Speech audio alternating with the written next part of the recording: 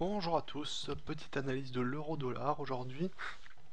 Alors l'euro, donc dans la dernière vidéo que je vous avais fait, on en était, alors j'ai changé de plateforme parce que c'est pas ouvert le week-end, voilà. Euh, on en était là, je vous avais dit à peu près, il y a des chances pour qu'on arrive au-dessus, donc j'étais plutôt d'avis favorable à une hausse jusqu'au niveau à peu près voilà des 1,34 3 par là.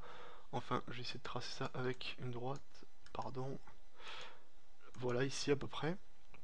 Et on n'est pas arrivé jusque là puisqu'on a stagné sur les derniers plus hauts. On n'a pas réussi à performer et on est reparti à la baisse avec un retour baissier encore vendredi, là, ce vendredi-là. Alors, on a eu un schéma en drapeau ici euh, avec une forte baisse ici. Alors, je vais essayer de matérialiser ça. Alors, je crois qu'il y a peut-être sur cette plateforme, il y a peut-être plus d'outils pour ça.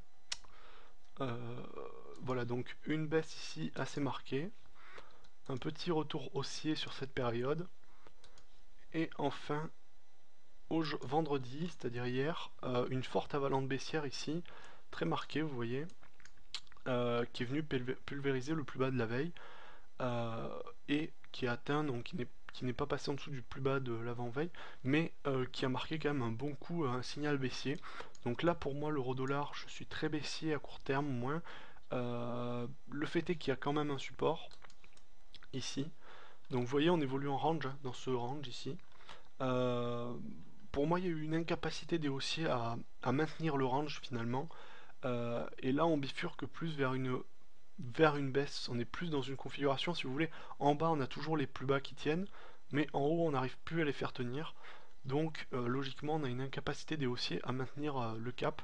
De surcroît, on a quand même du fondamental qui est pas très très bon en ce moment, avec une croissance chinoise qui est pas bonne du tout, enfin qui est pas bonne, qui est quand même exceptionnel vis-à-vis des PIB, des croissances françaises et autres, mais qui relativement à ses historiques est relativement basse, et même la plus basse depuis je sais plus combien d'années.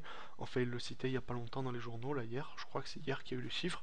L'indice de confiance des ménages aussi relativement bas aux États-Unis, ce qui traduit hein, bien entendu après souvent des baisses de consommation et autres. Donc on a quand même, ensuite on a eu un gros carton sur le, enfin gros carton, on a eu un petit carton sur les indices, hein, notamment CAC 40 et même un peu partout, avec surtout des valeurs bancaires qui ont vraiment qui ont banqué, hein, c'est le cas de le dire. On a vraiment les gros cartons, c'est sur les valeurs bancaires. Euh, Encore des risques de liquidité, notamment sur le marché espagnol. Les taux longs qui ont augmenté encore une fois. Donc il commence à y avoir quelques tensions sur les marchés financiers qu'on pensait apaiser avec les opérations de la BCE euh, de, de dons de liquidité, enfin d'offres de liquidité aux banques. On a quand même des nouvelles tensions qui se font là, et ça présage rien de bon sur l'Europe principalement, et ça se remarque ici sur l'euro-dollar. On voit que là on a quand même une très forte chute vendredi. Ensuite, au-delà de ça, ici on peut rematérialiser l'évolution ici par autre chose, c'est-à-dire par un, j'essaie de tracer ça correctement, par un triangle finalement. On n'est plus vraiment dans un range, plutôt dans une forme triangulaire, un petit peu symétrique baissière, disons. Ce qui est mon avis. Néanmoins, les plus bas ici, la zone des plus bas en bas ici est relativement importante, matérialisée là. Je sais pas si on peut configurer rectangle, la mettre en remplissage. Voilà. Cette zone est relativement importante en termes de plus bas, c'est vraiment une zone de support importante, et on va pas tarder à y rentrer. Je pense que en ayant fini le vendredi comme ça, le lundi va pas être jojo. Il y a des chances, à mon avis, il y a des chances, il y a une grande probabilité pour que le mouvement continue, qu'on passe en dessous et qu'on aille chercher vraiment.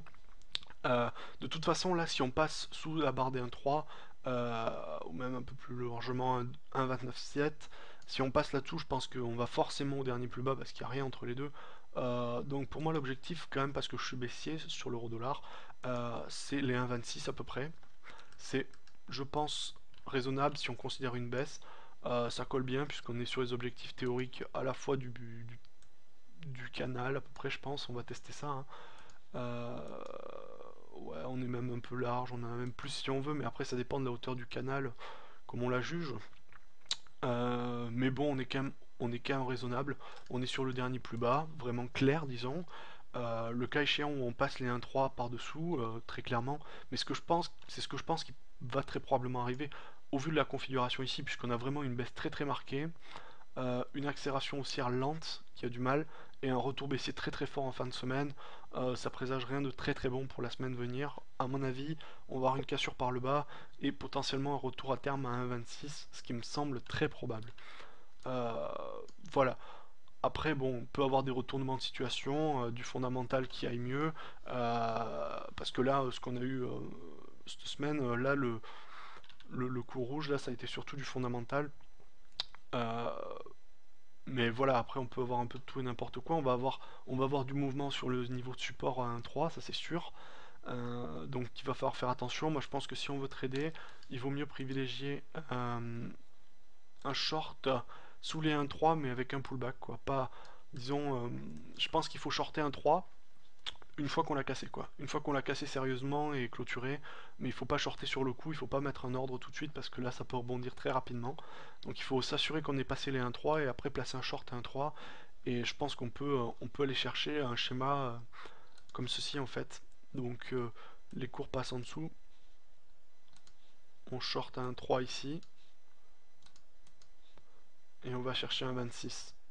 Et on se protège, disons, au-dessus du dernier plus haut, même pas, c'est un peu haut, mais un petit peu autour à 1,30,05. Je pense qu'on peut se protéger à ce niveau-là. Il n'y a pas de niveau particulièrement intéressant, mais bon, c'est relativement bon ratio. Et aller chercher les 1,26 en bas, peut-être être un petit peu plus large pour éviter les rebonds un peu avant-coureurs. Voilà, mais sinon je suis quand même baissier sur la paire ici, même si on n'a pas encore un signe très très fort, mais je pense que, à mon avis, on va passer sous les 1,3, mais ça reste subjectif, comme je vous dis. Par contre, si on passe sous les 1,3, là je suis baissier jusqu'à 1,26. Et entre les deux, quand même, on a quand même une bonne tête de figure baissière ici, hein. Enfin voilà, mais ça reste subjectif. Bon, voilà, j'en ai fini. Vous avez mon avis sur l'euro dollar. J'espère que cette vidéo va vous plaire. Et je vous dis à la prochaine.